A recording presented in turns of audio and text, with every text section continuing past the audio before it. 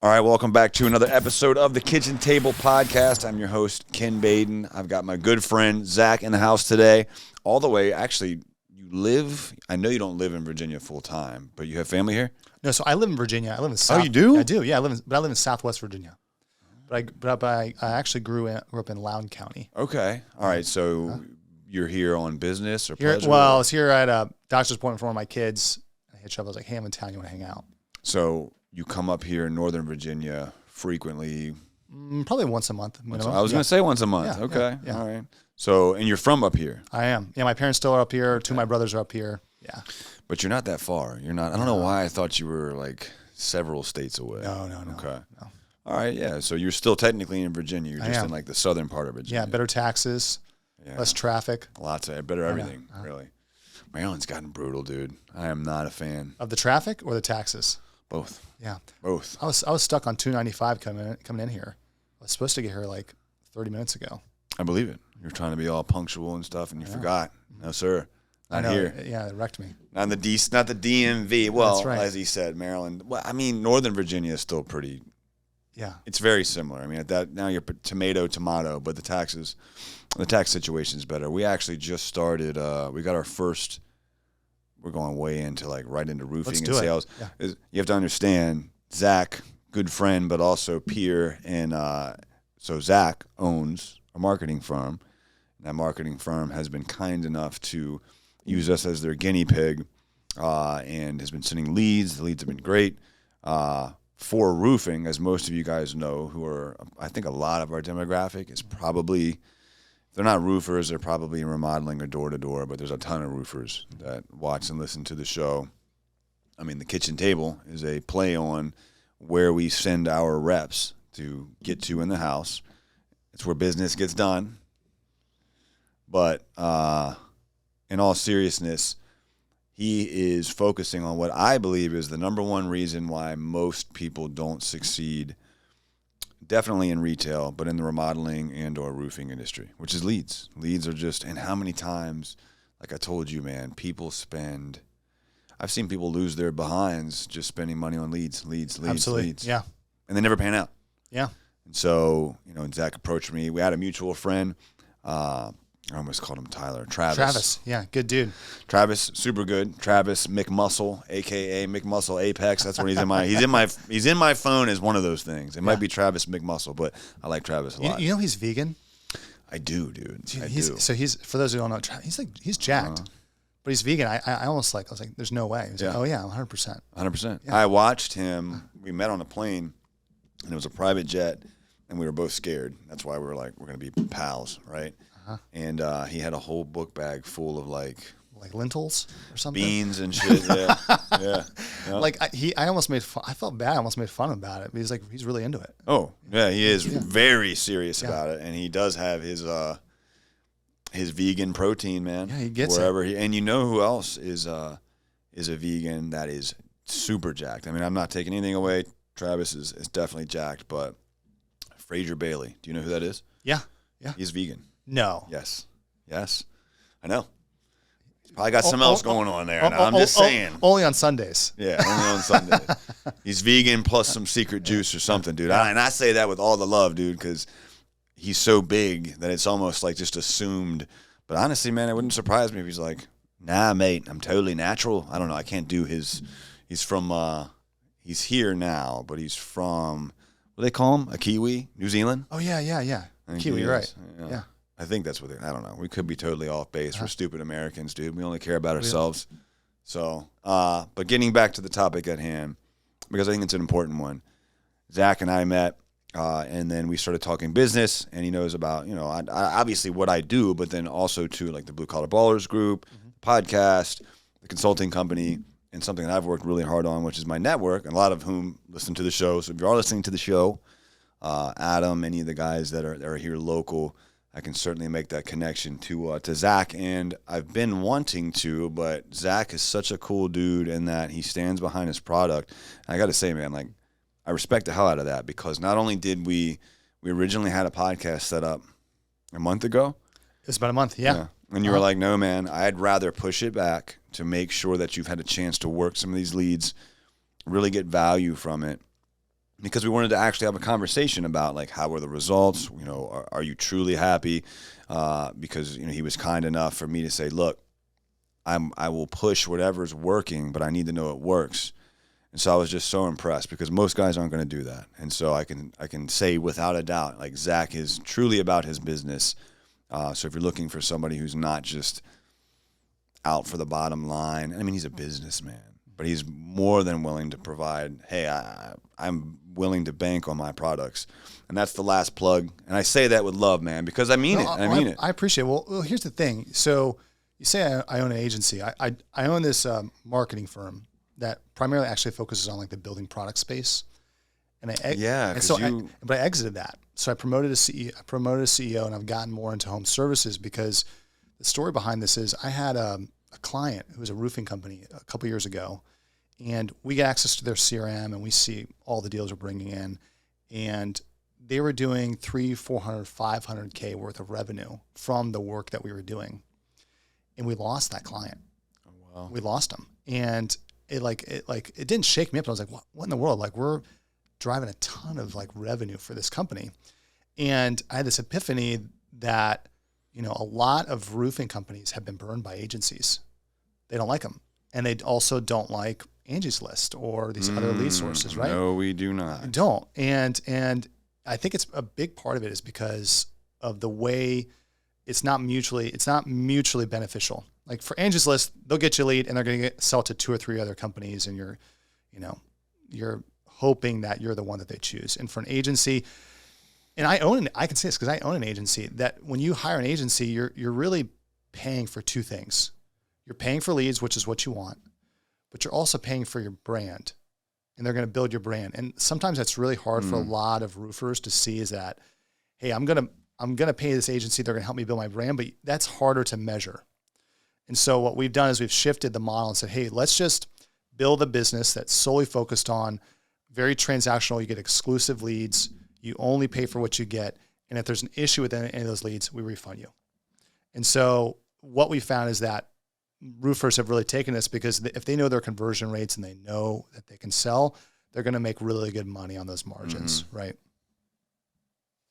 Yeah. Well, I mean, the one. Well, your first, what was it? Your first lead? I was just going to say the first one we got might have been the second, but like the first one was like outside of our area or something. So the first one we got that was applicable, that we really, it was a cedar shake job. The guy was moving, but we still did fine, you know? And so I was really impressed, you know, and we've gotten a big uptick here as of late in terms of like what we've been able to. And again, we're giving like a small sample size versus what he's used to, because I have peers of mine that I've made a connection, and I've started slowly. Because even then, too, it's like you said, man, I mean, like we meet each other, come on each other's podcast, get to know one another.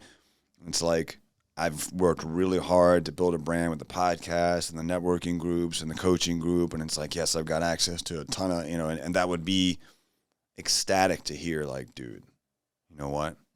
I've got an actual good, viable, real, exclusive lead source. But it's just like, it's just so hard to take that serious unless you have. That's the funny thing is, like, there's guys. So I started getting some leads recently in Houston because we're getting leads in a bunch of different parts of Texas, but I don't have somebody in Houston.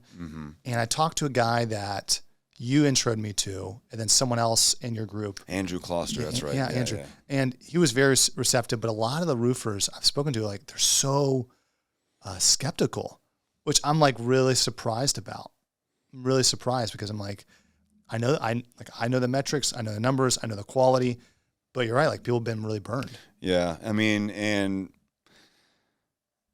it's a tale as old as time, unfortunately, because I mean, like, I would say that when I first started 2 businesses ago, we knew, like, all right, where do you get leads from? And back then, Angie's List was still Angie's List, but it was before they had bought, you know, and that's already, like, you know, everybody's looking for exclusivity. So, like, if everyone knows about it, you're not going to get the exclusivity. And then, you know, the underlying objection is always going to be the same. Because to your point, they sell it to everybody, which is why I still believe so much in door-to-door or even cold calling. But it's that exclusive element that changes the dynamics of everything. It increases your overall profit, and, you know, it means less well, the efficiency too, because you're having to talk to fewer people. Like we've got a guy we work with. I don't think you know him, but I'm going to make an introduction. Yeah, I talked to him today. I was like, hey, what are your conversion rates? Like, talk me through your conversion rates from leads. And he's like, oh, for every 5 leads you're passing us, we're converting at least one of those to a sale.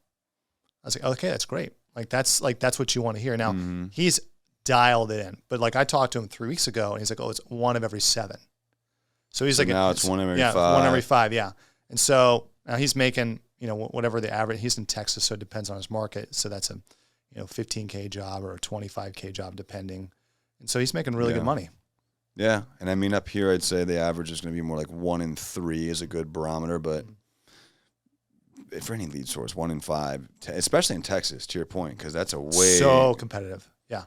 So it's actually probably very similar to the 1 in 3 up here, because this market's odd, man, in that like it's really taken a turn towards the insurance thing. And I mean, I know I've been doing that. I mean, the first company that we started doing this, you asked me how old this one was. I mean, the first one we started was like exclusively retail. A lot of my peers around here are retail, and that's why I'm like, okay, those guys, they gotta have like the lead sources being for retail. I think is a better fit in that here, because one, you have to have them, like, or you have the setter closer model.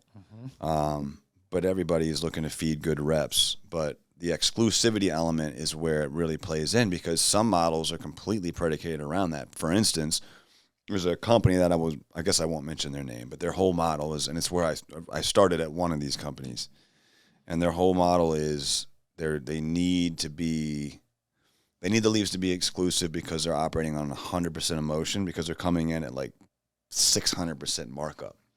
Oh, really? And is that based on product, or is that based on market, or a little bit of both?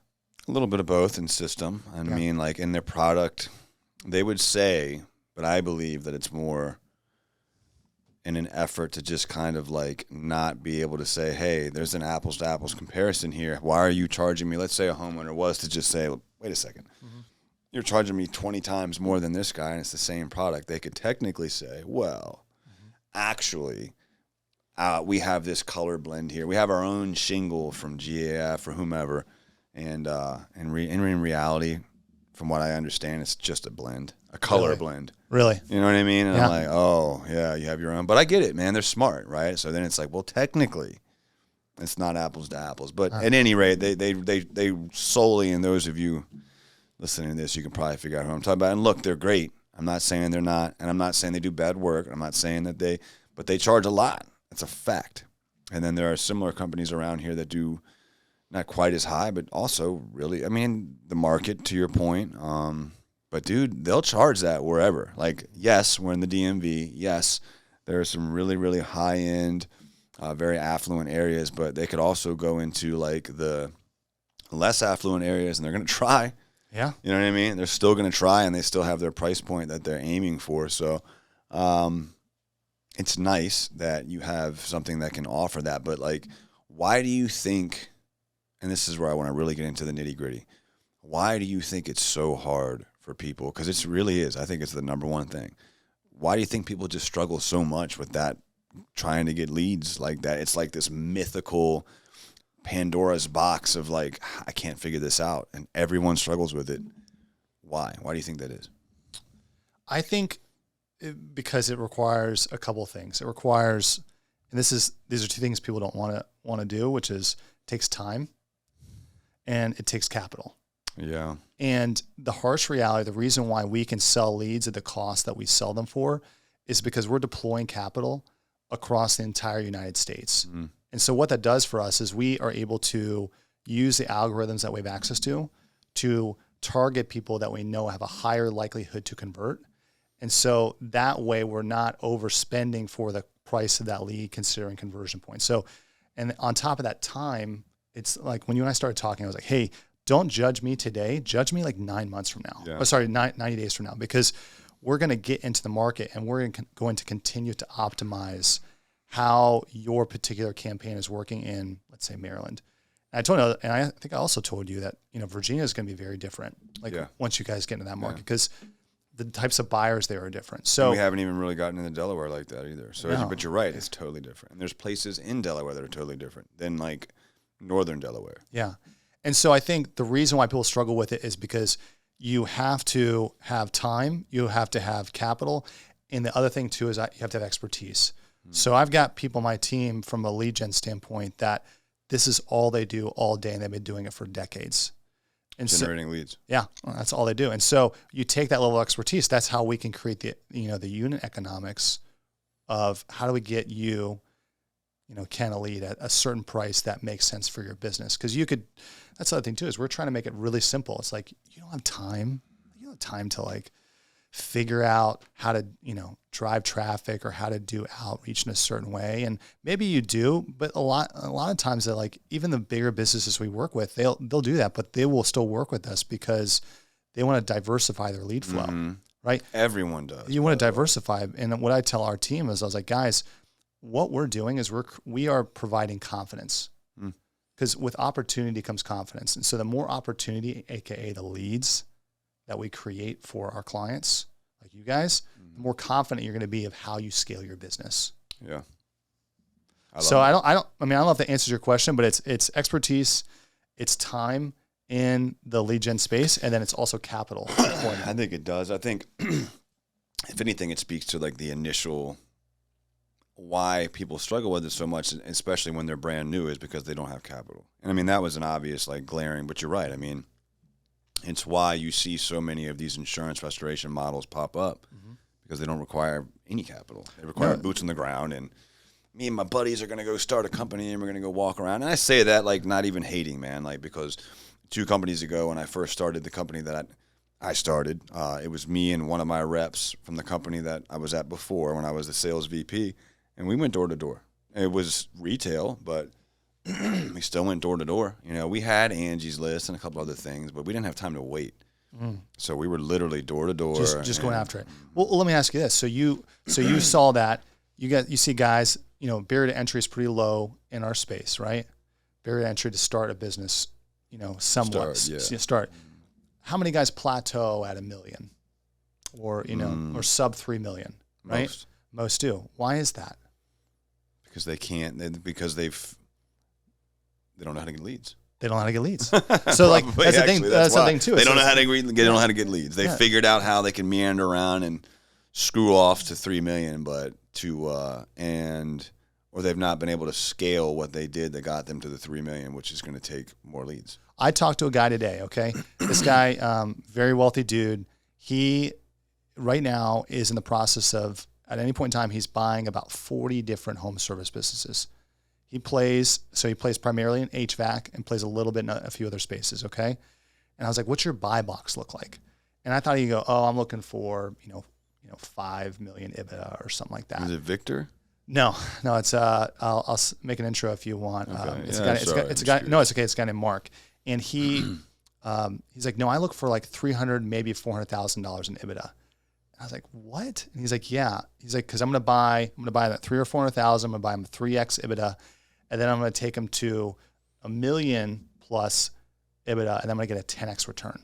Yeah. And he's like, all he's doing is 3 things. He's like, I'm introducing systems, I'm introducing how to talk to the homeowner and upsell them, and then I'm introducing leads. He's like, that's all I'm doing. And he's like, he gets them to $1 million and sells them for 10. And then sells them, yeah. And so like, because he has the people to sell them to already lined up, probably. Yep. Isn't that interesting?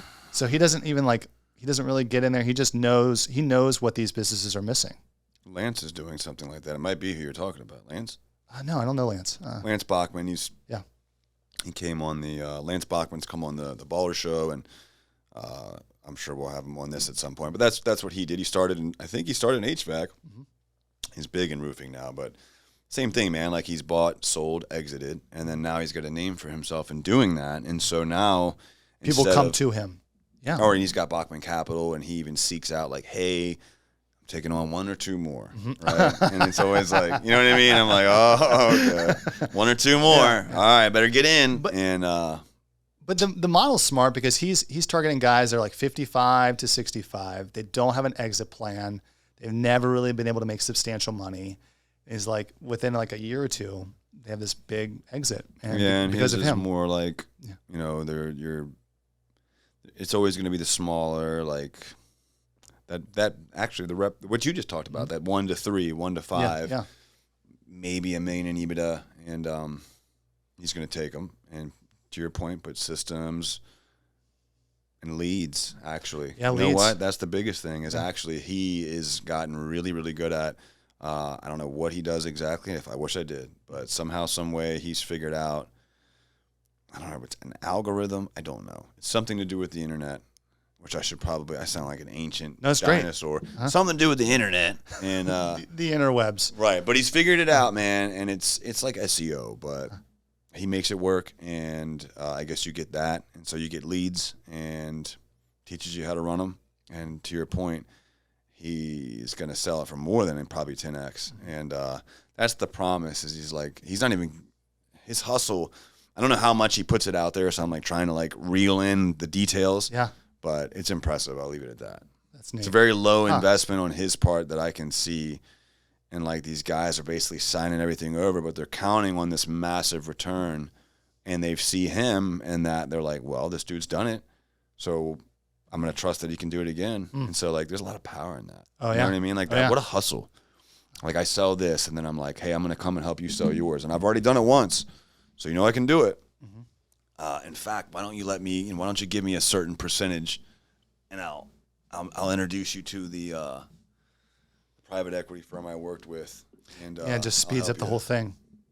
And to a lot of guys, they probably like that, because it just takes away the question mark of, well, how do I do it? What do I do? Yeah, I don't blame them, man. I get it. Honestly, man, I'm like, man, because we're rocking this year on it's our scale year. And, I say that because it's quite literally like I liquidated just about everything I could. To invest in the business. To invest back in the business, get into Delaware. We're going into Virginia behind 2 weeks now, something like that. I keep saying 2 weeks, but that's because there have been this test, and finally we're at the last test, and I've had to move it twice because of my wife and I. Our schedule has been – we're working on building a family, and that's proved to be a little bit – thank you. We're still working, but hopefully we'll get some cool news here soon. But you're going to be on your way to like what, 7 or 8 kids? Is that your target? 7 or 8 kids?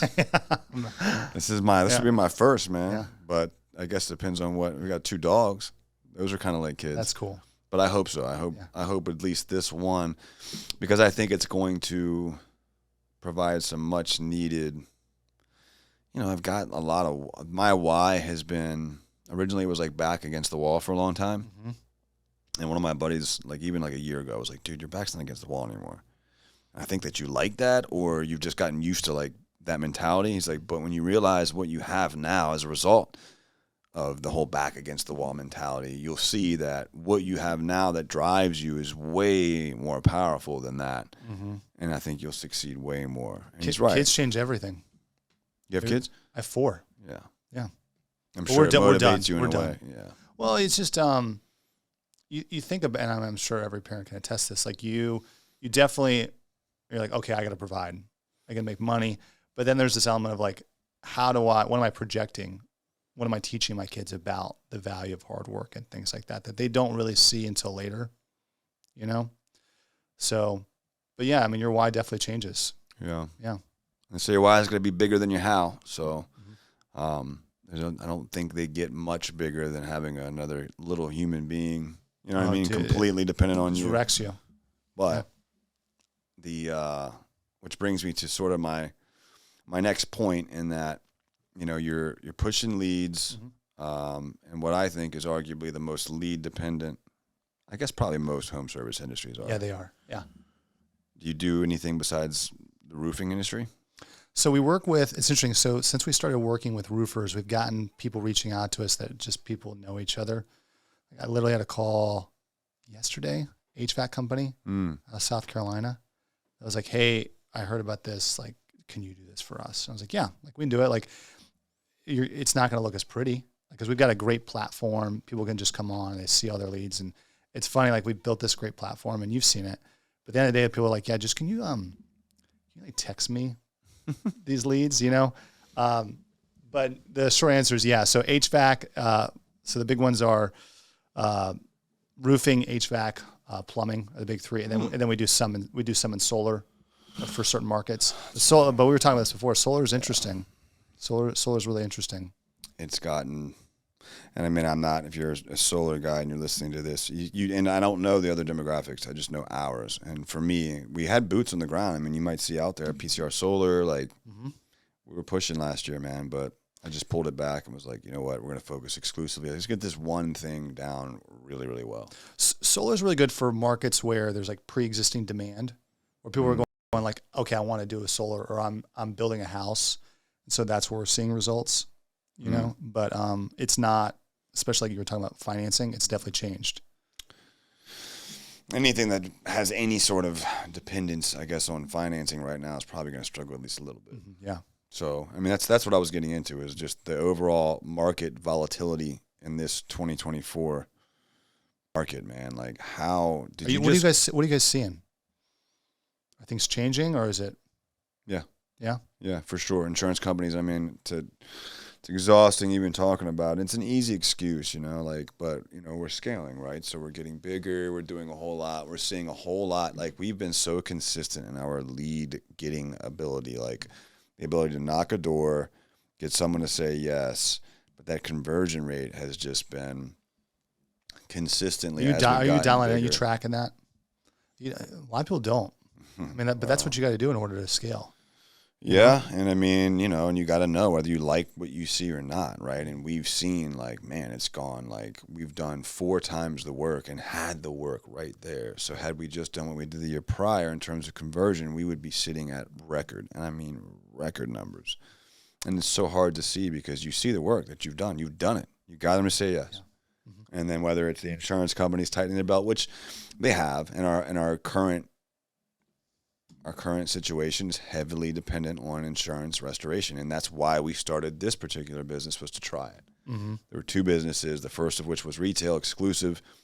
We were hell-bent on that was it, you know, and we started this, try it, see what's what, much to the chagrin of my existing partner, and we went, which is ironic because now it's like what all he does. His insurance, oh, really? All he does. That's it. Same market, all he does is insurance, but you know, back then it was still fortuitous that we started doing it because it was still, I would say it's never been Missouri or the Midwest or the South or Minnesota, anywhere that gets a ton of hail, but they'd still buy if you knew how to do it. And it's no easier a yes that you'll ever get than like, hey, homeowner, would you like to allow us to inspect your roof and see if we can find qualified damage? And if we do, well, then we're confident we can get this bought and paid for by your insurance carrier.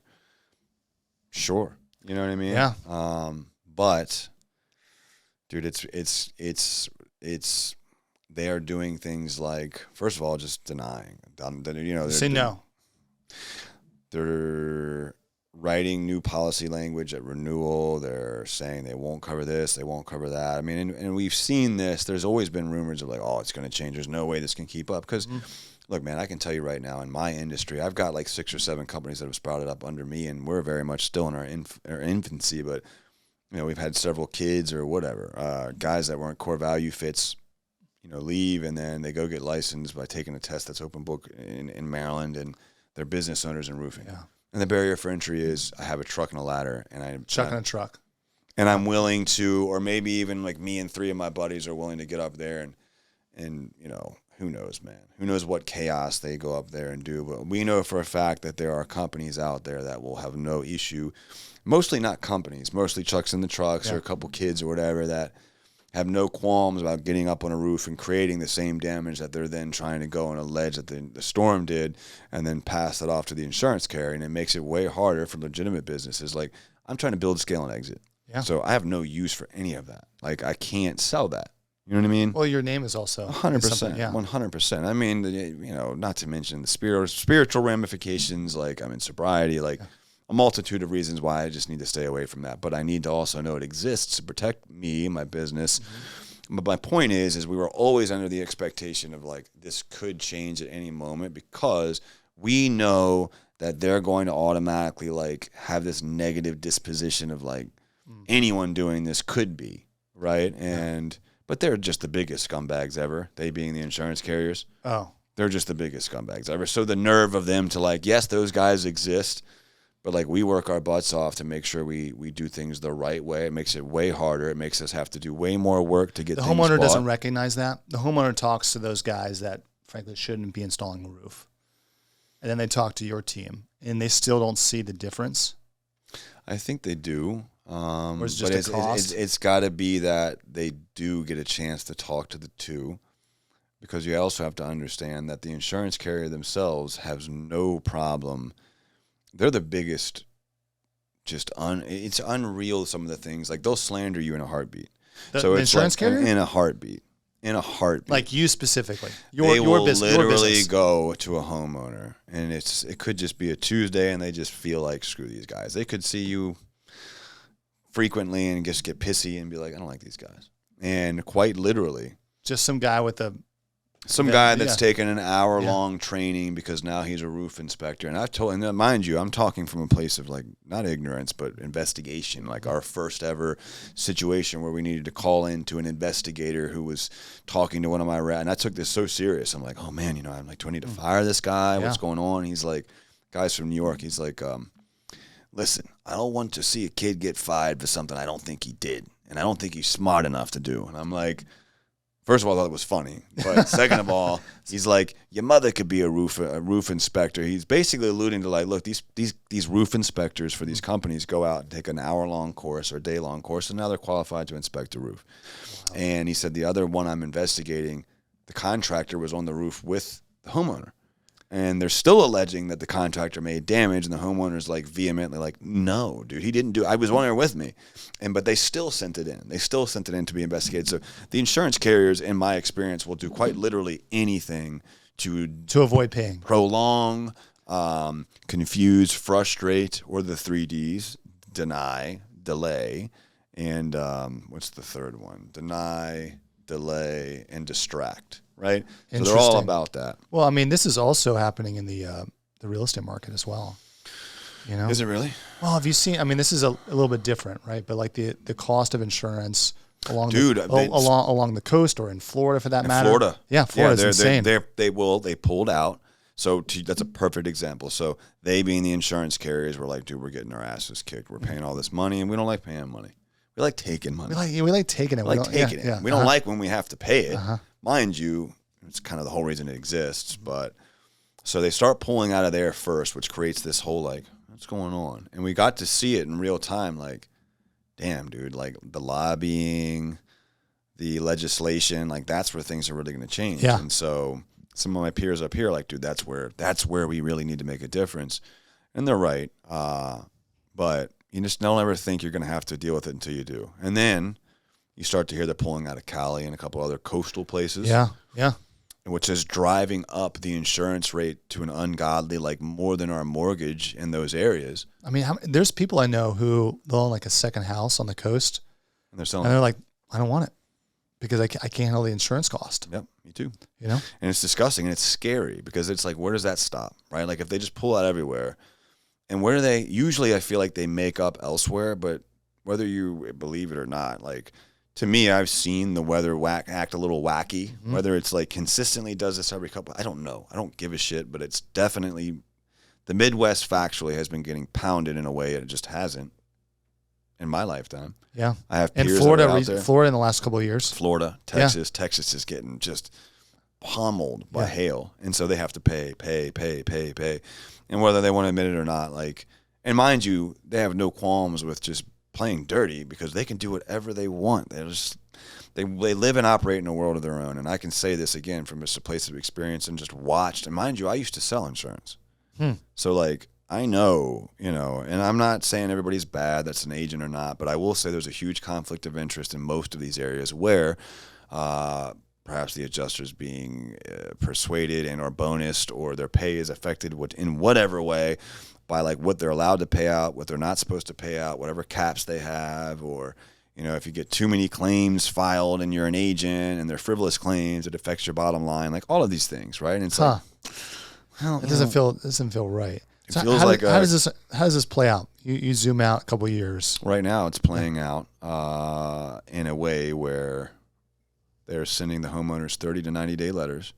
So I think legislation, I think that you need to go to retail. That's what I think. You think what? I think retail. Retail. Yeah. That's if they get their way. Because like, here's what's happening right now is I just don't see what they're going to do in the markets that like just get perpetually hit. Like, what can you do, right? Like, I mean, have you heard of any of the arguments for, I'm not a very big government guy, but like the government having their own, insurance. I think that's something like the private insurance thing. Something's going to have to happen. Yeah. Because like what I was just getting at is, by the way, right here, right now, what they're doing, and they just started this, and this was on the news in Boston, and they're doing it here left and right now, and I think they're going to continue to do it majorly, and it's going to cause a lot of guys here locally some real problems, but it's also creating a market for roofing that didn't exist, in that they're sending letters out to homeowners saying, look, your roof is 15 or 20 years old or whatever. Yeah. It's just old. We zoomed by, we flew by, we Google mapped by, whatever.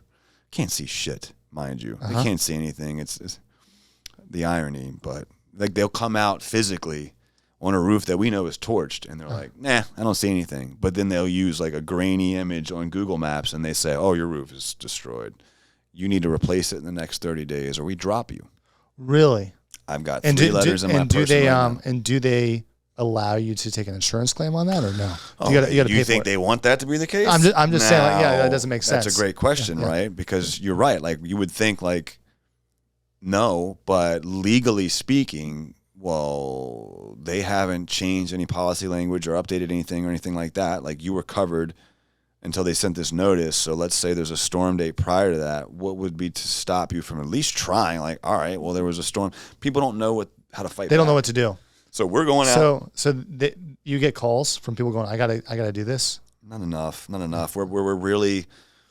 I went on to talk to you more about it. Like, how do we capitalize on this? And I don't know enough about the way in which you procure and so on. But like, we were talking to I don't know if you know Adam Binsman, the roof strategist, but he's on our board, and just how can we get the word out there, short of like TV or radio or whatever. But like, I've cut some commercials recently, and just like, of course, boots on the ground. Like, we have our guys armed with the actual letters where it's like, hey, have you seen this? And then hopefully, we can try that. In worst case, they say no, and we're back at square one, which is, okay, well, we'll take care of you on the retail side. But it is undoubtedly, no matter what, going to create a market where for retail, it's going to just ripple its way through. They're going to have to. Yeah. They're just basically saying, like, we're just going to send you this letter before you come to us with a claim and tell you that, like, you got to pay for this. That's what they're doing. They're just getting hammered across the nation. So in these areas where they're like, oh, and I got to be honest, like, new companies are sprouting up left and right doing what we do. Every time a new company starts up, they get a couple sales reps, and those sales reps become wise guys that think they can do it. And they're probably even unsavory guys out there that, like, breed other unsavory guys. And so I get it. There's way less companies like my own. And I say that to mean, like, that follow a set of core values, that are truly trying to do things the right way. But even you're trying to build a business. Yeah, a real business. Yeah. And we'll still get, thrown under the bus by the insurance carriers. But I don't take that to heart.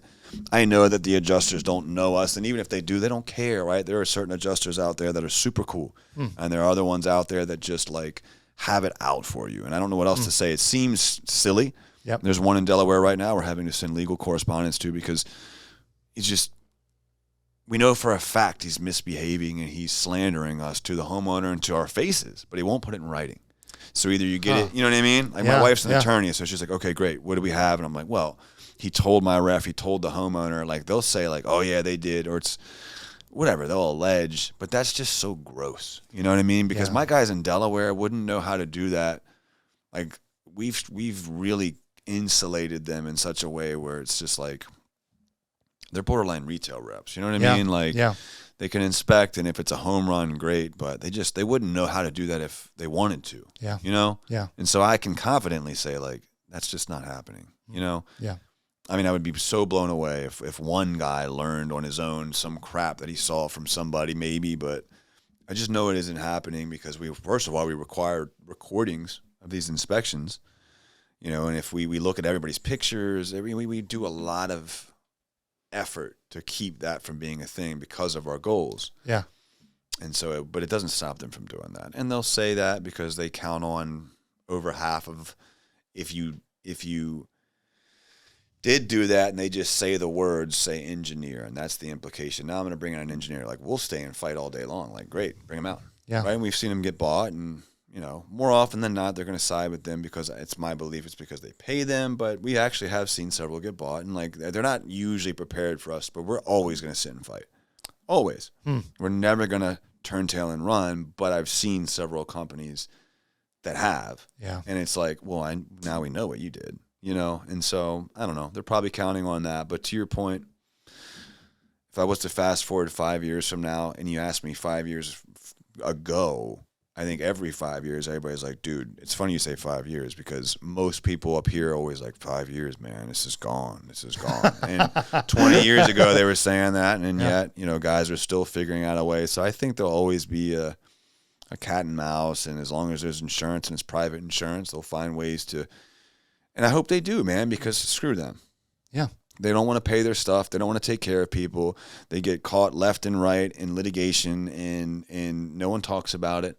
You know, State Farm just had that one in hell, they got slammed for slander and were sued, and the guy won, you know, for oh, really? an egregious slander, like getting him locked up, all this crazy crap, man. That guy won, got paid a ton of money.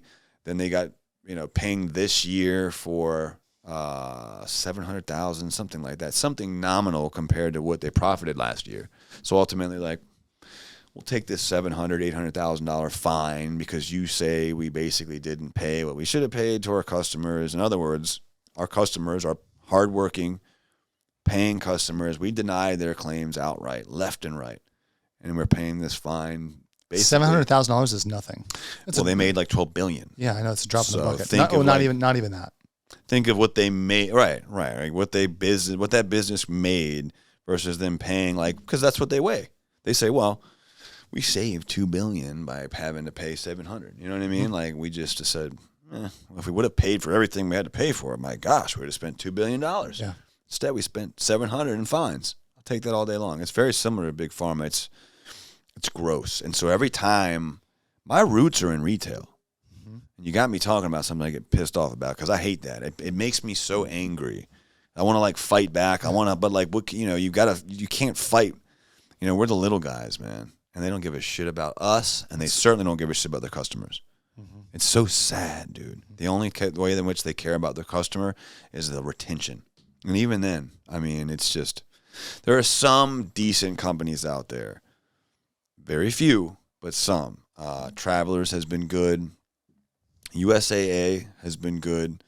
They've definitely shifted a little recently. I don't know if they got a new higher up or whatever, but like USAA has been good. Travelers has been good. Nationwide used to be great on your side, right? Allstate has been abysmal. Like, they just don't care. They just don't care. State Farm is notorious for being. State Farm and Allstate are by far, statistically and egregiously the worst. And who do you have insure your house? Erie. Do you? And it's funny because Erie is fair, but as of recent, there's rumor that they're not even going to be. There's a rumor, and it's a rumor. It's unsubstantiated up till this point that we had a client tell us that they got a letter saying that Erie's no longer going to be covering roofs. So I don't really. Okay, that's news to me. So I can't say that I know that to be a fact. I'm an Erie customer. And look, we've had a long-standing, like a little bit of a feud with Erie because Erie has different offices. And we had a little bit of a disagreement over a job up north in an office. And what ended up happening was our general counsel, basically they put something in writing that they don't normally do. So they alleged, like we talked about, and we're like, well, that's just not, normally we don't get to like smack their hand, right? But they accidentally like did put it in writing, and my wife was like, oh, I don't think so, you know. And so she went like, well, here's the facts, right, that you're alleging this, and we know what that means. And of course, once I start telling her what the implications are behind all these things, and then they're like, well, we want you to file, Mr. Customer, a police report, because that's where it goes, is if they say, okay, really? We think this is mechanical then becomes like, we would bring out an engineer comes out and says, and they do their pseudoscience because they've got no real, like if you ever went to court, they've got no, like my wife's done like diligent, she's an attorney, right? And so she's like, this is all BS. Pseudoscience nonsense. Like they can't definitively prove unless you're on video. They don't have any idea, right? But they don't care. They don't care. And yet, that's their defense. They bring them out. And then what we care about the most is the homeowner. So if like you don't know what you're up against and the homeowner doesn't know, and then they start seeing all of these things, and you have an unsavory insurance carrier or adjuster that is willing to slander you and say, yeah, you know, typically when we see this, it usually means somebody went up there and did this. They might even say as much as like, yeah, I think your guy up here tore up your roof. I mean, I've seen some egregious stuff. You've got to be careful in that. Like, you have to know that there are those people out there. Of course, you have to make sure the people working for you would never, right? Mm-hmm. Like, no matter what, sign this, record yourself, do all these things. I mean, we've taken extreme measures. It doesn't stop them from saying it, but it makes us feel better. Like knowing, okay, you can allege that all you want, but you don't know what we have up our sleeve. You know what I mean? Yeah. Like, but you get a new guy that forgets or doesn't get this signed. We have so many precautions. Or doesn't remember to tell the homeowner. Like, they get all excited. They get a first couple, one or two. And forget to tell the homeowner, like, here are the next steps. Here are the possibilities. Because they haven't seen it yet. And then on their very first one, they forget to say, like, oh, by the way, I got my digital inspection. I got this signature. Like, if this happens and all it takes is that adjuster for that new guy, I just saw it, who I'm sure said something unsavory. And now that homeowner's believing this company over him, right? And I don't know that he said anything, but that goes back to why, you know, training, yes, 100%, and mentorship and SOPs and all of that. 100%. Like, I mean, you talk about why do people get stuck under 3 million? Like, just dealing with like, how do you train people up to do that? To set expectations, you know? to deal with all of the variables, all the what ifs. How much money do you lose? And they're counting on you losing it. Mm-hmm. They don't care. You think they care? They only care if there's consequences behind it. Otherwise, they don't care. From an ethical, moral standpoint, they don't care. Mm-hmm. They don't care. So, I don't know. I went on a long-standing tangent because that pisses me off. It's just, you know, we're very much the little guy, and it's like these people, what really blows me away is when the consumer, but I get it, they don't know. They don't know. They're like, well, this is my insurance company. They're taking care of it, and they don't care about you. And, like, for me, even with Erie, like I said, I mean, look, we were getting hit left and right after we were able to prove this happened, and they had to pay, and made us very unpopular in this particular office. And we were even building a case there, man. Like, look at all of the coincidentally, you know, we had this huge rash and upticks in, you know, seeing that, but from this one office, from this one company, right after that, consistently. You know what I mean? My wife's like, you know, she's smart. She's like, getting things in order, and then it kind of like fizzled out, and we're just like, whatever, man. But the bottom line is they don't care. They'll wait you out. They have more money. They have more of this. They have more of that. And you have to have insurance. You have to. So I would encourage people, at least go with one of the ones that are going to actually try and work with people and take care of you, that aren't actively working to screw you. And I hate to say that, but it's so true. Basically anybody that's, I mean, look, I'm so disappointed to hear that about Erie, man. Like, that they would possibly, I don't know that to be true, but I know that to be true for at least 4 or 5 other companies that have already sent out letters. Geico, for example, I've got it in my back pocket. This poor lady, single mom, State Farm, told her, we don't need to pay for your whole roof. I know you have a leak. We're going to pay for a couple shingles on the back. She went to war with these people. We tried to help her. They wouldn't pay. Finally, she goes to the CEO, writes him this, writes him that. She goes to the CEO of Geico. State Farm, but I don't know that she actually got to talk to him. But but she tried. Like she really was like, I know what to do here, and nothing. And so she dropped him. And this is after like 6 months. And this poor single mom, just trying to fix a freak. Like, the water's coming in. Yeah. And we're trying to advise her. And then she goes with someone else. State Farm sends out another roofer on their list, mind you, on their list. They send them out. And that roofer's like, we can't patch this, man. It's got to be fixed. And they're like, oh, no, we don't think so. So she's like, this is ridiculous. Your own people that you have on your list are now saying it needs to be. So you're fighting with it. She now was then fighting with them because we're not out of the picture. We tried the first time. So what are the consequences? I mean, we're like diving deep in this. What are the consequences to, let's say, a Geico or State Farm if they don't, like, let's say they don't fix the roof. They say, no, you don't do it. And the roof collapses in or something like that. Are they liable? I mean, that's a great question for an attorney. Or I think until we see a massive class action or a big like joining of hands throughout the roofing industry, I don't think anything's going to happen. But I do see a lot of people getting smarter, so they count on everybody being against one another. Yep. Whereas like if the powers that be would really just like definitively stand up and say, well, hold on now. Mm-hmm. There's a whole lot of us, and if we just put our money together and, you know, start advocating for ourselves and our consumers, our customers here, like, and we do a class action per se, hit them where it hurts, now we might actually get their attention where they won't do things like drop these customers at the drop of a hat. I mean, how disgusting, you know what I mean? Like, these people don't know. They're just like, yeah, we're not paying for roofs this year, man. Our bottom line sucks. Send everybody a letter. And it's almost like they're in cahoots because, like, it's not just one company. Yeah. You know, 4, 5, 6, 7 companies, they just all start issuing out letters here in the Maryland saying, like, you know what? Your roof's a little old. We saw it on Zoom. We saw it on a drone. Or we saw it on Google Maps. Come on, bro. You saw it on Google Maps. Like, how great? Come on. Erie sent out investigators, and they're like, yeah, you need to fix this. You need to fix this. Why? Why are you doing that? They're hurting for money like anybody else, but the dropping thing is just so perplexing. But it's clearly it's clearly and evident that they're looking to just preemptively have you pay for the roof for them. That's the bottom line. Yeah. Because it's not like it's like we're going to get you more higher premiums or whatever. They're going to drop you. But it's all obviously an effort to say, like, these roofs are costing us so much. We're done. We're just going to send you a letter and say, hey, your roof's 15 years old. You got to fix it or we drop you.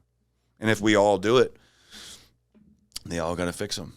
And it would be probably fortuitous for us to just say, like, well, that's a lot of roofs that are going to need to get done in the Maryland area, but it's so disgusting for the homeowner. You know, it's unfortunate. Great for you though in retail, man. And I don't mean to say that. I say that jokingly, but like, if there was a way for you to target those types of individuals, where you just calling out and educating, I don't know. I mean, it'll be interesting to see how it plays out. Is this just a moment in time where this is happening, or has this become widespread? Because then people like myself will figure out a way to, how do you target those individuals and get a message in front of them to turn that into a sales opportunity? I've seen it up and down the East Coast. Yeah. And I've even seen Lee mentioning it on his content recently. Really? His most recent content, yeah. I mean, I've been screaming about it, but I saw him mentioning it, so I'm like, well, it's in Florida, which Florida's a wacky. Florida is. Yeah, I mean, you talk about demand. Like, there's a ton of demand in Texas.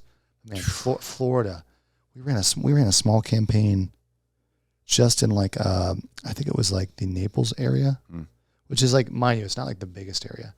There's so much demand for like roof replacements just in that entire market, like all the time, you know. And their market is different in that they changed the legislation, they changed the rules as far as I believe door-to-door goes. I just don't think you can't help them. I don't know. I'm not in Maryland. I'm not in Florida, so I don't remember. Yeah. But I do know they changed some things, and I know for a while there it was like door-to-door is out. But now I see Lee back out there doing his content, so I'm like, well, maybe he must be. He's not that dumb, or he would just be filming that. So like, it must be. There's a way around it or something. Yeah. There's always. But to your point, man, we'll have to just see what happens. But who knows? 5 years from now, I'd like to say we're doing the same stuff we've always been doing, but just differently. Yep. Because every time someone says it's going to be gone in 5 years or whatever, for me personally, in 5 years, I'd like to see it be a hybrid. Here, I'd like to be in a storm market. I will be in the storm market. 5 years from now, we'll have turned hopefully at least twice.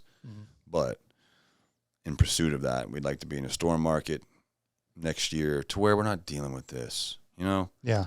I want to be somewhere where it gets hit so obvious that it's just like, what are you going to say? What are you going to do? What do you want to be? Do you have thoughts on it? Right now, I mean, I would love to be in St. Louis because, and I know he's like, what? But that's because I have a friend of mine there. We're good buddies. That would just be cool to be where he's at. But that's not. It's also, they've gotten hit with life-changing storms. We haven't gotten any. Like 1, 2, 3, or 4 in the last 2 years. I mean, we don't get storms like we used to. No. So one of the guys, so odd. One of the guys I work with in Texas sent me. That's where he probably thought I was going to say is Texas. Oh well, and I'd love to be in Texas, and I think we could be in Texas, but he sent me a picture. He was like, I was like, hey man, I'm sending you these leads. I hadn't heard from him like in a day or two. I was like, is everything okay? He's like, yeah, man, we just got like pummeled by the storm. And he sent me a picture of hail that was like the size of a golf ball. Yeah. Like, and dude, some of them are like grapefruit size. Yeah. Hail. It's crazy. It's out of control. And they haven't been, I just figured like, oh, that's just how it's always been. I don't think it is, man. I think in the last like 5-10 years, it's gotten worse. Way worse. It's gotten worse. So that's the thing. Like whether you believe in, I don't give a shit, but like undoubtedly the weather is wacky. It's wacky. And so Minnesota, it gets crazy hail. It hasn't had it this year, but like the year before last, life-changing. Like some of these guys, but to that point, what do those guys do? So let's say you were my size, but then we got this like life-changing storm, and because you were equipped and you were doing like 10, but now when the storm hits. What do you do? Do you staff up? Do you bring guys in? I mean, that to me is yet to be. What I've seen is guys that just got the right time, right place. Like they were already scaling up to say 20. I got a few more guys, but I think even the guys here that are capable of doing like 5 to 10 with the right weather are going to do double that. Yeah. You know what I mean? Oh, yeah. So like that's just so deceptive because it's like, oh man, you're $20 million. Well, yeah, your 20 is our 10. Yep. You know what I mean? Because we just don't have the work. Like, we're fighting, clawing. Like, we're getting half our stuff bought if we're lucky. And, you could argue, like, well, you could do this. I'm just saying, right? Like, it's a huge, if you're doing insurance, and then it's like, well, we need to add more of a retail element. We need to change. So I think here in our market, it's going to be more of a hybrid where it's like, hey, we can try this, but if not, maybe we get half and we upsell. I love retail, but I also want to make sure that we have a firm grip in one of those storm markets, whether it's Minnesota, the Midwest, or ideally Texas, or maybe both. But it's so hard to trust somebody enough to run a market. It's going to be hard enough to just find one person, to find that person and put them there to stake our whole, like, because again, that reputation market, and everything. What we know we can accomplish in 1 year, we know we can, again, double in the right market. So it's entirely plausible that we get 10 in year one. Yep. Because we know our systems, everything, right? Like, why can't we? If we get the storms, and that 10 is hopefully 2. Let's just get some crazy storms next year. I would love to, man. I'm hoping this year, but you could. But this year again, like, it would have to be definitive, clear cut, like, because of what they're doing here. You know what I mean? But God willing, no matter what, God willing, things like iron out, the economy gets straight. You know what I mean? There's an election year. We already know no matter what, in an election year, things get wacky. You know what I mean? Especially in marketing, right? Because all the ad space and stuff gets driven up because we've seen it. We've seen it. Yeah, ads are typically more expensive, and I shouldn't say typically, they are more expensive in election year. And you know why that is they're buying. They're buying it all. Yeah. They're buying all the eyeballs. Yep. They're buying all the eyeballs, driving it all up. So the guys like him and then us that are trying to purchase it, everything's more expensive. So it's a losing battle, but somehow. So what about you? Where do you see? So you've already built, scaled, exited. Now this company is still very much in its infancy. Yeah, it is. But no, I think my viewpoint, like, is your question, where do I see things going? Or where do you see things going, 1, and 2, where do you see you in 5 years? Oh, it's a great question. And you in the business, of course. Me in the business. For my business, like, I tend to think about where can I bring the most value? Like, what pain am I solving? So when that's why I'm really hot on this current offer, which name of our business, I don't even think we talked about it, is it's very on the nose. It's Roofing Leads Now. Roofing Leads Now, which is can't remember that. Yeah, I know. I know we're roofers, but come on. But I like it because we're solving a pain point for people that really need it, and it's really built around the customer. And so if my customer, aka the Kens of the world, if I can help you make more money, then I make more money. And like I feel like we're similar in this way. Like, I don't feel really good if I'm like selling something I don't believe in. I don't sleep well. I don't feel good. I don't. It's like you're avoiding somebody because you're like, gosh, my product isn't good. And so I'm not really even focused 5 years. I'm focused like the next 18 months. Like, how do I make this really successful, and how do I help as many roofers as I can? Because I know I've got a great product, but it's like, how do I overcome the skepticism? That's going to be that's everything. That is everything. But I think, I mean, like yourself, you've made a bunch of introductions. And so I think that's how you do it. Yeah. I mean, your product has to speak for itself, but when it does, then inevitably you get in with the right, or even just anybody, but definitely with the right guy that's like plugged in with everybody else, and that guy screams from the rooftop because they're going to want to. I mean, even if it's like me, who I'm like, you know, I'm not naive, like, okay, hey, it's fortuitous for both of us. Like, if I can help you, you help me. And like I told you, like, hey, man, let's see if we can have this ecosystem here. Like, wonderful. But even if that wasn't the case, you can't help but like tell somebody, because it is so hard to find a good lead source. Like, you almost want to scream it from the rooftops, like, dude. But then you also want to keep it to yourself because you don't want them to get like watered down. So there's definitely a half. You know what I mean? There's like, that's the thing too. Is like, but as the platform gets bigger, the amount of people on it, we're still going to be able to deliver a solid amount of leads because your buying power continues to increase. And so as we grow, we'll be able to deliver even more to people, which might sound backwards to everybody, but it's like the more people and the more money are on the platform, the more the platform can deliver. But where do I see things going? It's interesting. Like, there's a lot of talk in like, because I'm also in like marketing and tech. Like, if I had to look at like where am I most bullish, like I'm very, very bullish on the trade as a whole. Whether that's roofing or construction, any capacity. Yeah, there really are. Because spending money there, aren't they? Well, they're spending money. It's also very hard to disrupt, from an AI perspective. Like, you are seeing like machines out there that will lay a roof. Like, you've seen these videos. I'll have to send them to you. Right. But I think, I grew up and like all my closest friends in my space were all like blue collar, whether it was a GC or they're a contractor or excavator. So I kind of grew up in that space. And I think if you go more macro, the cost of education is increasing and the value of the education, you could argue, is decreasing. And so like I've got kids and like I'm telling my son, I'm like, hey, he's 12.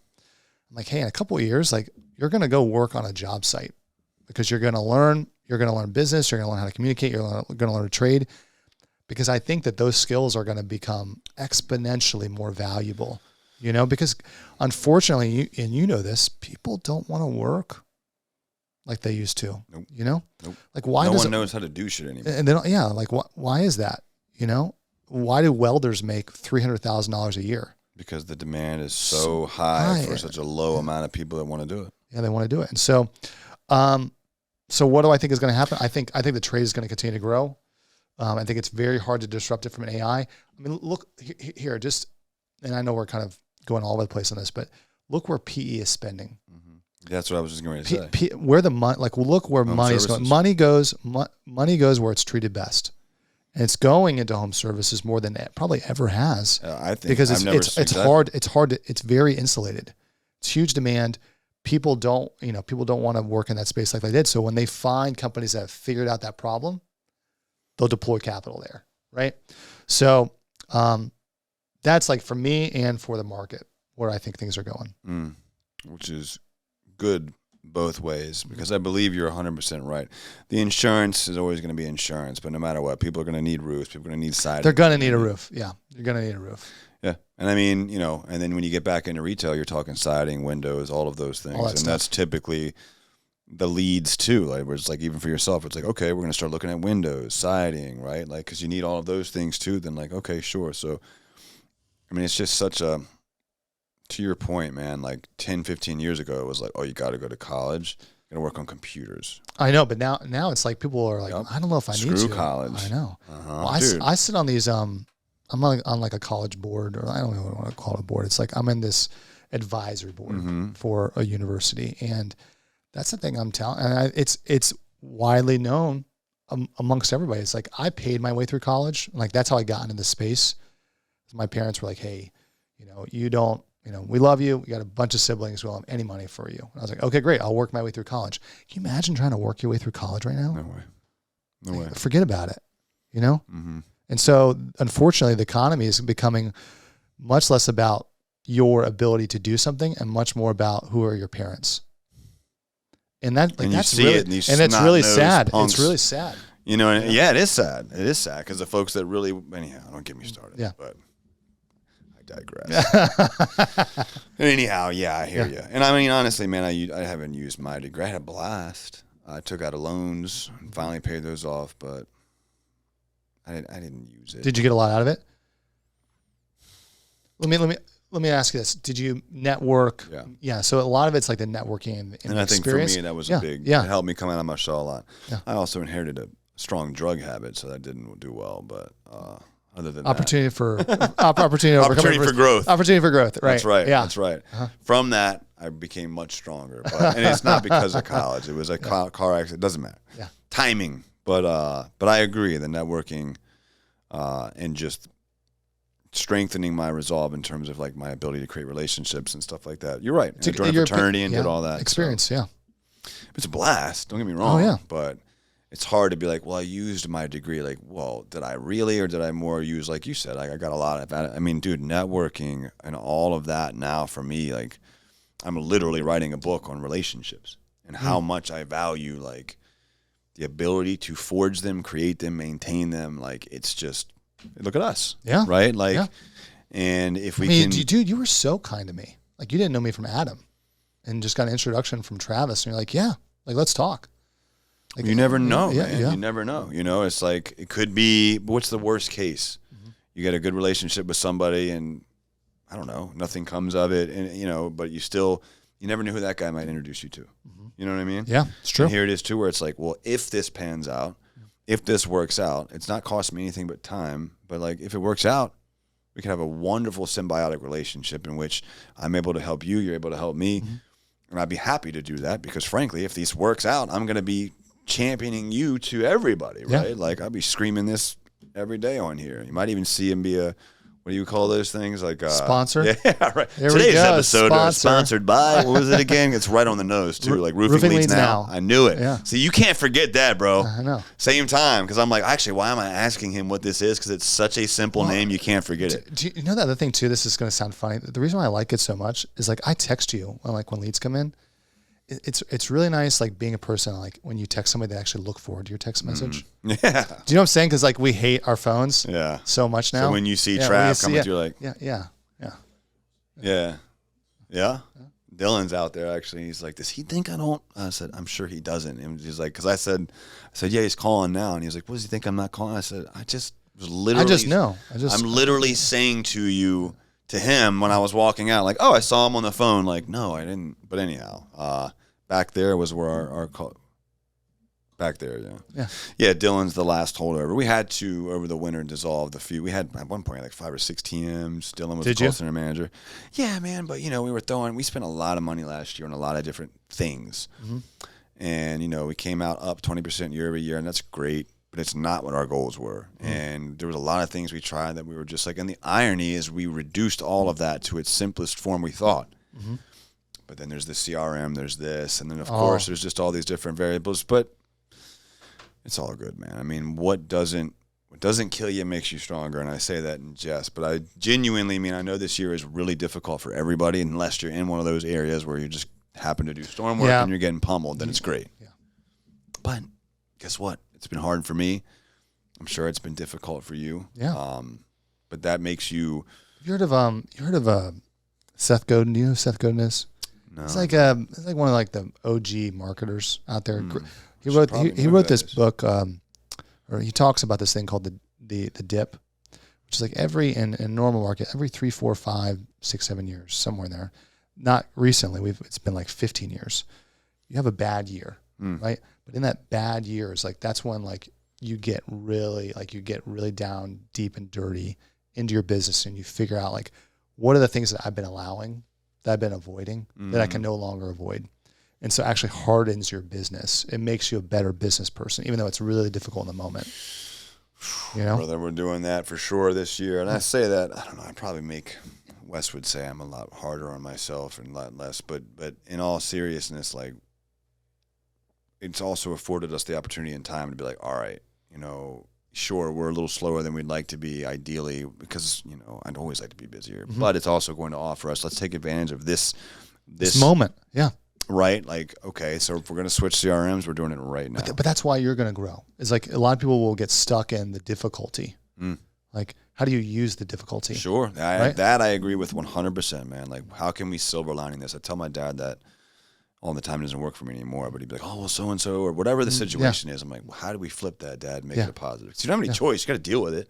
Yeah. But maybe we could turn that into a positive experience for the customer where now they were initially upset, but now they're giving us a good review because of how we responded. How you responded, yeah. You know, man, I think we could literally sit here. I want to know first and foremost if we have anybody, because we'll sit here and talk till tomorrow. You know what I mean? We're talking about all kinds of different stuff. I'm having a great time over here. But in all seriousness, if you want to get a hold of you or Roof Leads Now, what's the easiest way? Gosh, okay, you can find me. You can just email me, Zach@roofingleadsnow.com. I'm also on Instagram and Facebook. I think I'm in your group as well. You are. Yeah. He's in Blue Collar Ballers, but still, I mean, Zachary Williams. Zachary? Yeah, I got to change that. So I listed Zachary.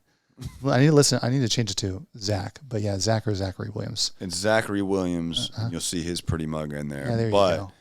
Go to the email specifically, I think, would probably. But whatever. Hit me up. Oh, yeah, and we'll also, anybody who signs up through Ken as well gets a discount, which is great. Yes. Yeah. Promo code, anything like that? Yeah, so if you use promo code Ken when you sign up, so right when you sign up, I think we'll match your spend up to like $3,000 is what we'll do. So we literally double. So you brought somebody yesterday. Yeah, I think so. Yeah, he got 4 leads in his first day, which is awesome. Yeah, that is great. And I mean, again, man, I know this is coming off of like salesy or whatever, but I can tell you, I don't think we've ever done this. So it's like, if we got somebody on here, man, like, well, we were supposed to do this a month ago, and we wanted to wait until we completely like saw exactly what it was. So my man's earned it. And dude, it's so hard to find good, trusted lead sources. So anytime I find anybody that we can actually trust, I mean, we're not bringing the owner on probably from any other lead source ever, unless it's like some guy up the street, you know what I mean? And in which case, I don't know that we would be bringing on that, you know what I mean? Like, you're not going to get like Angie's List CEO coming out here or anything like that. So I do think, if nothing else, if you find yourself struggling right now, give them a shot. But I mean, you're so fair too about like, hey, try these and see what you think. Oh, you guys sent me one yesterday, or I think it was Dylan responded. I was like, it was incorrect, like a spam or something like that. Yeah. And I was like, oh yeah. I was like, oh yeah. Like, well, this is one we refund. Mm-hmm. Like those. And so that's really important for people to know is like, hey, like I want your business to grow. I want it to be successful. And so the best thing you can do is give us feedback as we're growing, which is good. It happens, man. I mean, we see that all the time. So give them a shout, especially if you're in the industry, or reach out to me. And I'll connect you. But we should have you back on, I want to say, end of summer, 5-6 weeks, something like that. Yeah, let's do it. I'd love to get you back on after we, you know what I mean, we actually comb through the busy season and really can sit down and dissect. Like, it would be really cool closer to November. Yeah, we could do that too. See where some things are. Yeah, I know. Things will hopefully be a little bit better by then, I'm just saying. But get you back in here. I didn't know you were up here so often, so we can have you on whenever, man. But absolutely. Get you back on. Be fun. At least in the next 6 months, and then we'll do a part 2. But dude, honestly, anytime we get a chance to talk about marketing in this industry, I think people are always going to perk up because it's number one. It's true. Sales is all. Sales is number one. Yeah, but marketing is. But I mean, that's the thing, right? Like, so Ryan would argue, like, well, he would argue that if you don't have anything to sell, then sales is obsolete. But I agree. A really good salesman has the ability to create his own leads, right? But that is very, very few and far between. And even too, if you have like, I'm going to go on a tangent, but it never hurts to have diversify your lead sources. It's right? all about diversification. 100%. That's right. Couldn't agree more. I mean, and I would leave you guys with this too. But this is totally free value, but it's something that one of my buddies told me. You always want your own internal or residual lead source that you know, that you own, that you have exclusivity over or whatever. And this is, you offer exclusive actual lead sources, but most other sources that aren't internal don't. They don't. And the whole game is they sell it 4 or 5 times over. So it's like you have to have that like main course, if you will, however, whatever that is. And that main course should really depend on exclusivity. So you can do things like, sell for really good margins, not have to worry about, the objection being I've got 5 other estimates coming, a multitude of things. They sell for, they're easier to deal with. They close higher. They close more often. All of those variables. But then adding a nice complement of side dishes, which is usually your That's how your business really scales. Is you got to have that. I mean, this is true for any business. You got to have lots of different inflow into your business to increase that opportunity in order to increase that confidence for growth, right? Yeah. Diversify, man. Well, look, brother, it's been an absolute pleasure. Yeah, thank you for having me. Can't wait to get you back on next time, man. Absolutely. See you guys here soon. Anything you got to say to anybody, anything, or websites, anything you want to shout out before we jump? No, I just want to, I think your team's, class act. Really appreciate you having me on. This is awesome. Oh, I appreciate it, brother. Thank you. Thank you, Roger. We'll mention you. Roger's the man. Good job, dude. Till next time, guys. Thank you so much.